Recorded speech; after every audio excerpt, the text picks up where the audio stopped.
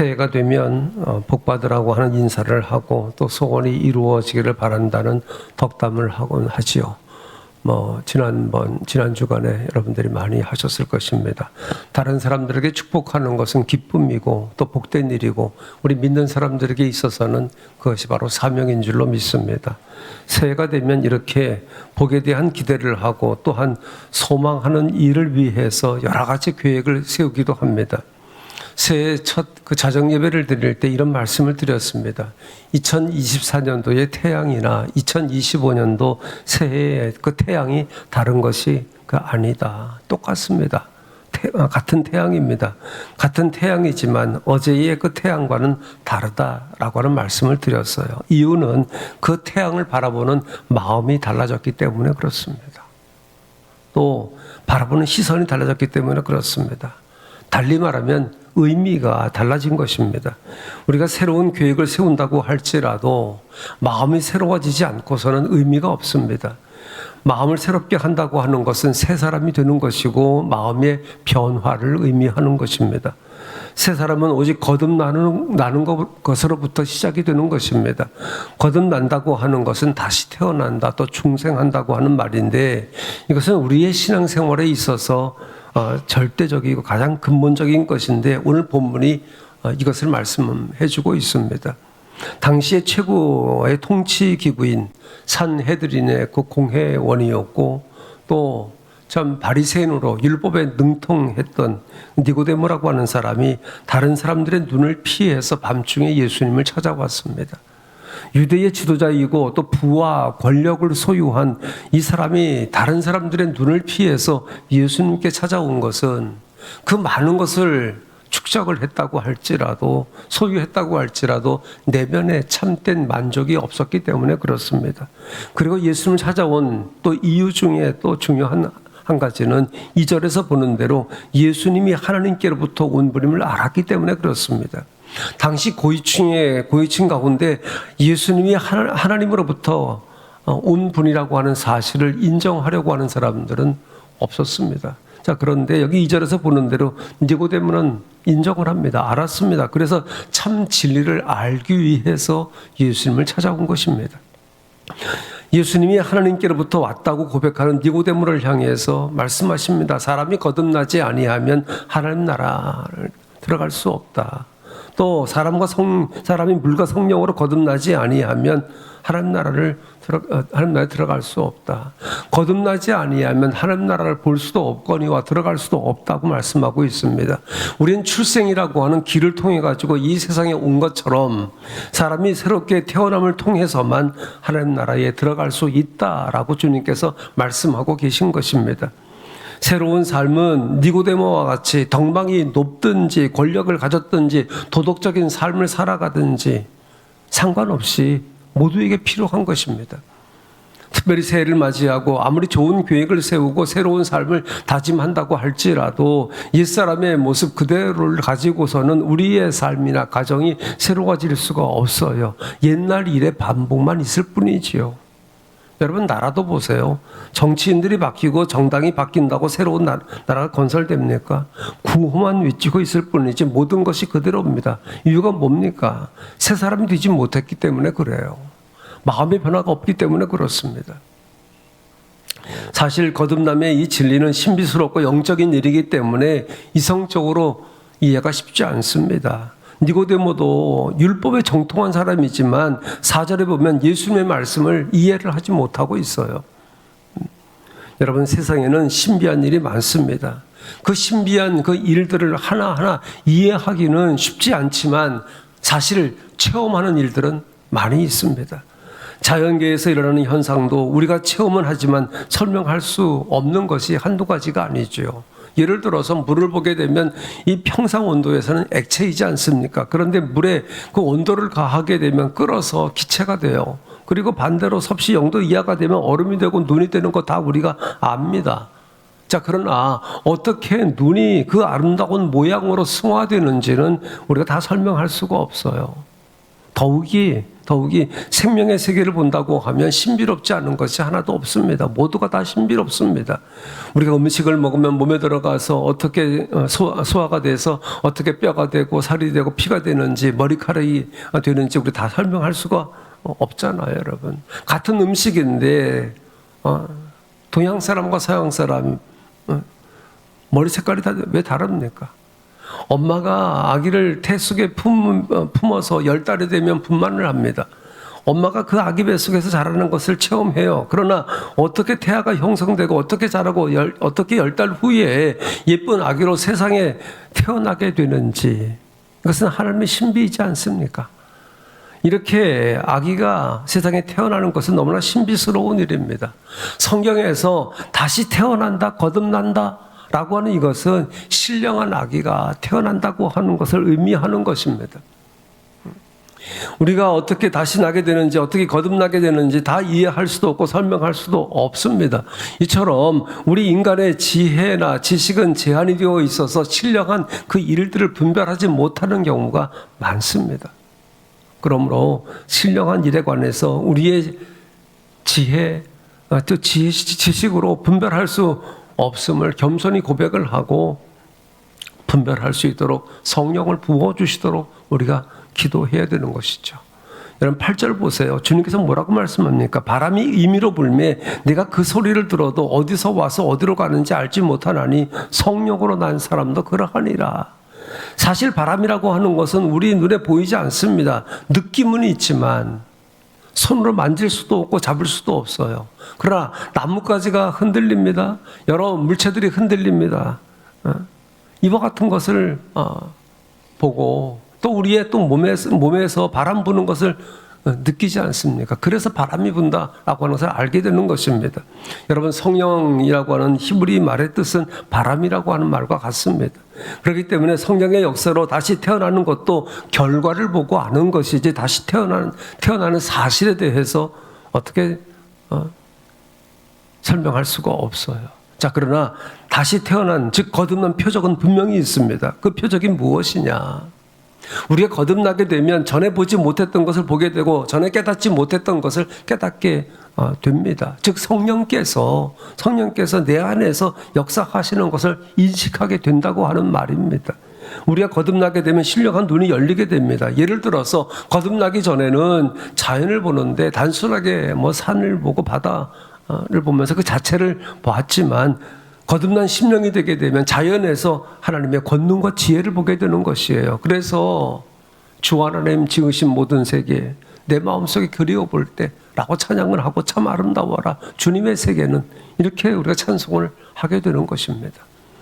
시편 기자는 121편에서 내가 산을 향하여 눈을 들리라 나의 도움이 어디서 올까 나의 도움은 천지를 지으신 여호와에게서로다 그렇게 고백을 했습니다. 이 시는 산을 보면서 단순하게 산을 본 것이 아니라 그 속에서 천지를 지으신 조물주 하나님을 바라본 것이에요. 거듭난 심령이 되면 바로 이와 같다고 하는 이야기예요. 거듭난 심령이 되면 사람을 볼 때도 마찬가지입니다. 전에 보던 대로 보지 않고 그 사람 안에서 하나님이 지으신 영혼을 보게 된다고 하는 말이에요. 권력과 돈을 가지고 있어도 구원받지 못한 사람을 보게 되면 불쌍한 눈으로 보게 되죠. 그래서 그 사람을 향해서 복음을 전하고 구원받게 하는 것입니다. 사람이 거듭나게 되면 심지어 누구든지 단 한 번은 만날 수밖에 없는 죽음을 보는 눈도 달라집니다. 전에는 단순히 암흑과 절망과 공포로만 봤지만 거듭난 후에는 죽음 가운데에서도 영원한 소망의 문을 보게 되는 것입니다. 여러분 성령을 통해서 거듭나게 되면 이렇게 보는 것이 달라집니다. 우리의 가치관이 달라져요. 우주관이 달라집니다. 역사관이 달라지고 인생관이 달라지는 것입니다. 사랑하는 여러분, 새해에 성령 하나님을 통해서 거듭난 삶으로 삶의 모습들이 달라지는 귀한 은혜가 우리 동원의 가족들에게 있게 되기를 주의 이름으로 축복합니다. 그리고 거듭난 사람은 그 마음속에 전에 없던 것을 느끼게 돼요. 전에 없던 기쁨을 느끼게 되고 전에 없던 감사를 느끼게 되고 전에 없던 사랑을 느끼게 됩니다. 여러분 유충이 변해서 성충이 되면 노래를 부르지요.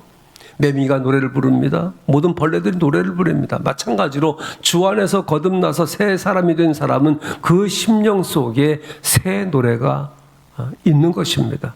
시편을 보게 되면 새 노래로 여호와를 찬양하라, 새 노래로 여호와를 찬양하라 라고 하는 식구를 많이 보게 되는데, 이 말씀은 거듭난 사람의 노래, 심령, 새로워진 심령의 노래를 의미하는 것입니다. 거듭난 사람의 대표적인 신령한 노래를 들라고 하면 사도 바울이 고백한 대로 항상 기뻐하라, 쉬지 말고 기도하라, 범사에 감사하라, 찬양, 그 찬양이 아니겠는가? 여러분, 새해에 성령 하나님을 통해서 새롭게 된 사람답게 늘 찬양하고 기뻐하고 늘 감사하는 삶을 살아가는 가운데 주시는 평안함을 누리는 기쁨이 있게 되기를 주 이름으로 축복합니다. 그리고 우리의 심령이 거듭나게 되면 새로운 성품을 갖게 되는데, 전에 경험하지 못했던 새로운 것을 사모하게 됩니다.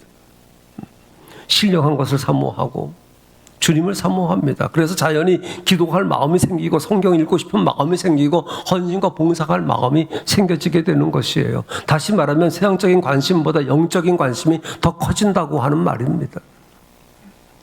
여러분, 유충이 성충이 되게 되면 어둠을 싫어해요. 어둠을 싫어하고 밝은 곳을 찾아요. 그래서 불빛 아래 그 나방이라든지 각종 곤충들이 모여들지 않습니까? 우리도 마찬가지로 성령으로 거듭난 사람은 위의 것을 찾습니다. 바울은 골로새서 3장 1절에서 그리스도와 함께 다시 살리심을 받았으면 위의 것을 찾으라, 그렇게 말씀해요. 다시 살리심을 받았으면, 주 안에서 새롭게 거듭났으면 위의 것을 찾으라, 그렇게 말씀해요. 저와 여러분이 거듭난 심령이라고 하면 높은 곳으로 끌어올리는 새로운 성품이 생기게 되는 것입니다. 완전하지는 못하지만 거듭나면 여러분 삶이 순결해지는 것이에요. 우린 약하기 때문에 일시적으로 더러운 곳에 빠질 수도 있으나, 거듭난 사람은 그 영이 소리치기 때문에 회개하고 순결한 생활을 하려고 힘쓰게 되는 것입니다. 그리고 거듭나게 되면 여러분 겸손할 수밖에 없어요. 겸손해질 수밖에 없어요. 바울이 빌립보서 2장 5절 이하에서 종의 형체를 가져 자기를 낮추시고 복종하신 주님의 그 마음을 품으라, 우리들에게 그렇게 말씀하고 있어요. 세상 사람들은 자기의 형편과 비슷하거나 맞지 않으면 상대도 하지 않습니다. 그러나 예수님은 하나님의 아들이지만 낮고 천한 인간의 몸을 입고 우리 가운데 오셨습니다. 그리고 나는 마음이 온유하고 겸손하니 내게 와서 배우라고 말씀하고 있습니다. 당신의 그 멍에를 메고 내게 배우라, 그렇게 말씀하고 있어요. 이 거듭난 사람이 주님의 겸손을 배웁니다. 이 바울이 대표적인 사람 아닙니까? 주님을 만나기 전에 바울은 교만함이 하늘을 찔렀던 그러한 사람이었지만, 주님을 만나고 성령으로 거듭난 뒤에 자랑거리였던 육신적인 것들을 다 배설물로 여긴다고 고백하고 있지 않아요? 여러분, 이처럼 거듭난 심령은 겸손해질 수밖에 없는 것입니다. 또 그리고 거듭나게 되면 여러분 사랑하게 됩니다. 사도 요한은 예수님의 제자로 가르침을 받았지만 거듭난 체험이 없었어요. 누가복음 9장에 보게 되면 사마리아 동네 사람들이 예수님과 그 제자들, 그 일행들을 환영하지 않자 하늘에 불을 내려서 다 그냥 없애버리자고 할 정도로 참 날카롭고 신경질적인 사람이었습니다. 자, 그러나 오순절 때 성령으로 거듭나고 새로운 사람으로 변화된 뒤에 사랑의 사람으로 변화되었어요. 그래서 그는 요한일서 4장 7절에서 사랑하는 자들아, 우리가 서로 사랑하자. 사랑은 하나님께 속한 것이니 사랑하는 자마다 하나님께로부터 나서 하나님을 안다라고 그렇게 말하고 있습니다. 사도 요한은 사랑의 사람이었습니다. 그러나 조금 전에 언급한 대로 주님 만나기 전에, 새 사람이 되기 전에, 새로운 심령을 품기 전에는 불같은 사람이었어요. 여러분, 성령 받은 증거, 그 열매가 뭡니까? 거듭난 사람에게 맺혀지는 열매가 무엇입니까? 9가지 열매 아닙니까? 사랑과 희락과 화평과 오래 참음과 자비와 양성과 충성과 온유와 절제. 그 가운데 여러분 첫 번째 열매를 사랑으로 꼽지 않습니까? 그렇습니다. 여러분, 사랑하는 것은 결심한다고 되는 것도 아니고 노력해서 되는 것도 아닙니다. 성령으로 거듭나야 되는 줄로 믿습니다. 여러분, 거듭나는 것은 오직 하나님의 역사, 성령의 역사입니다. 태어나는 것은 내 마음대로 할 수가 없어요. 우리 가운데 여러분, 내가 이 세상에 오고 싶어서 온 사람 있습니까? 내 마음대로 온 사람이 있어요? 한 사람도 없잖아요, 여러분. 마찬가지로 우리가 거듭나는 것도 내가 거듭나려고 해서 거듭나는 것 아닙니다. 성령께서 역사하셔야 거듭나게 되는 것이고 성령의 충만함을 살아야 되는 것입니다. 여러분, 저와 여러분이 거듭난 사람인지 아닌지 점검하며 살아야 돼요. 우리 믿는 사람들 중에 많은 사람들이 종종 이런 말을 해요. 자기를 비웠다, 나 비웠다라고 얘기를 해요. 그러나 여러분, 기억하십시오. 성령의 충만함이 없이 이런 말을 하는 사람은 의도적이든지 비의도적이든지 잘못 말하고 있는 거예요. 이 세상에서 참으로 자기를 비울 수 있는 사람은 성령이 충만한 사람, 자기 안에서 역사하시는 성령님의 존재를 인식하는 사람만이 가능한 것이에요. 우리를 향해서 거듭났냐라고 물으면 이 물음이 어렵게 들릴지 모르지만 성령이 내 안에서 역사하심을 인식하고 있는지의 그 여부가 대답을 결정하는 것입니다.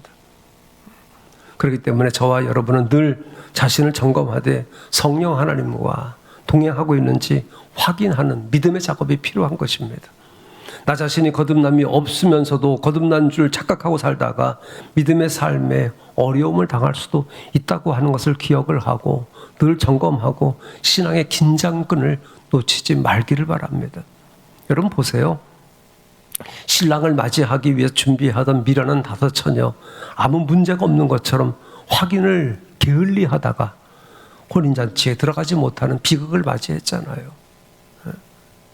아무런 문제가 없는 것처럼